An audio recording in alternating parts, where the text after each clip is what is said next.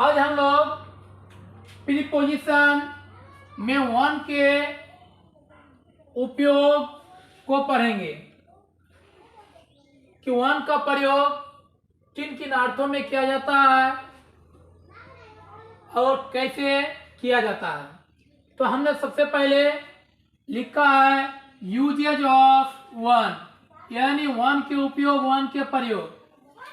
तो पहला नोट है कि वन का प्रयोग पर के अर्थ में। वन का प्रयोग पर के अर्थ में स्टैटिक पोजीशन। स्टैटिक पोजीशन मतलब स्थिर अवस्था। स्थिर अवस्था का मतलब रुका हुआ अवस्था तथा सरफेस कांटेक्ट यानी सतह स्पर्श के लिए होता है।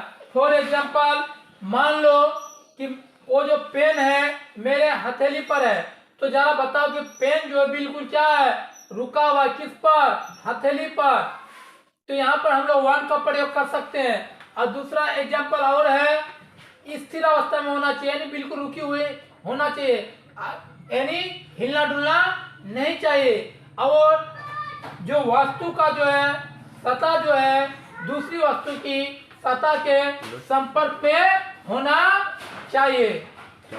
जैसे टेबल पर दो नई किताबें हैं, तो दो नई किताबें किस पर, टेबल पर। तो किताब जो है टेबल के ऊपर पूरी तरह से स्पर्श है, यानी सटा हुआ है। तो इस स्थिति में हम लोग पर के अर्थ में वन का प्रयोग करेंगे। तो सबसे पहले क्या करेंगे, दो नई किताबें हैं, तो क्या हो जाएगा, there are two new books.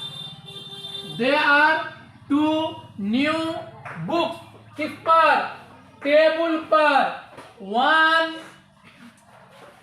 क्या हो जाएगा, वन द टेबल। दूसरा है वह अपने सिर पर क्या ढो रहा है। क्या, WH क्वेश्चन है, क्या ढो रहा है। वह क्या ढो रहा का बना लेंगे, तो क्या हो जाएगा, what is he crying, what is he carrying, क्या, what is he carrying, क्या ढो रहा है, किस पर, one his head, अपने माथे पर। तो माथे पर जो ढोते हैं तो वस्तु का संपर्क और मेरा माथा का संपर्क क्या होता है, बिल्कुल स्पर्श किया हुआ रहता है। दूसरा नोट है, वन का प्रयोग किसी रेखा पर किसी स्थान का मतलब पोजीशन के लिए भी होता है। जैसे वह मुझे स्टेशन के रास्ते में मिला। स्टेशन के रास्ते में, अब जरा बताओ, पोजीशन बता रहा है किसके रास्ते, पोजीशन क्या बता रहा है कि स्टेशन के रास्ते, या मान लो अस्पताल के रास्ते, स्कूल के रास्ते इत्यादि के अर्थों में भी हम लोग वन का प्रयोग करेंगे। जैसे वह मुझे स्टेशन के रास्ते में मिला, वह मुझे मिला, क्या हो जाएगा, ही मेट मी, वह मुझे मिला। On the way to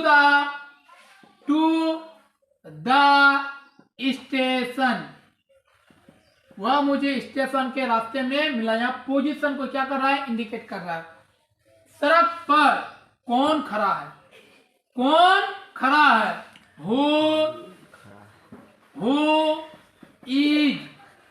who is standing,